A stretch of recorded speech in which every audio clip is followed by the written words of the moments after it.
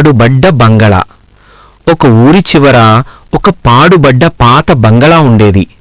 ఆ ఇంట్లో ఒక దెయ్యముందని, రాత్రిపూట అక్కడికి ఎవరు వెళ్ళినా భయంకరమైన శబ్దాలు వినిపిస్తాయని ఊర్లో అందరూ చెప్పుకునేవారు. అదే ఊర్లో రాము అనే ఒక ధైర్యవంతుడైన అబ్బాయి ఉండేవాడు.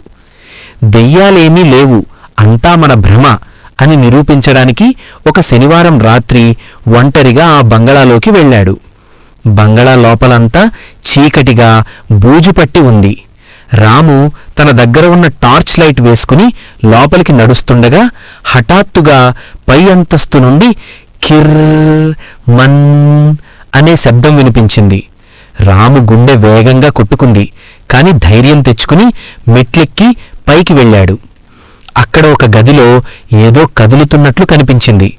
టార్చ్ వేసి చూస్తే ఒక పెద్ద నీడ గోడ మీద పడుతోంది. రాము భయంతో వణికిపోతూ ఎవరక్కడా అని అరిచాడు. వెంటనే ఆ నీడ మాయమైపోయింది. మళ్లీ శబ్దం వినిపించింది. ఈసారి ఆ శబ్దం కిటికీ వైపు నుండి వస్తోంది. రాము నెమ్మదిగా కిటికీ దగ్గరికి వెళ్లి చూశాడు. అక్కడ ఏ దెయ్యం లేదు. గాలికి పాత కిటికీ తలుపులు కొట్టుకుంటూ ఆ శబ్దం చేస్తున్నాయి.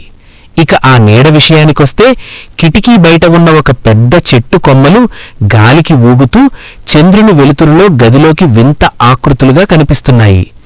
రాము నవ్వుకుంటూ మనం భయపడితేనే దెయ్యాలు కనిపిస్తాయి, ధైర్యంగా ఉంటే అన్నీ మామూలుగానే ఉంటాయి అని అర్థం చేసుకున్నాడు.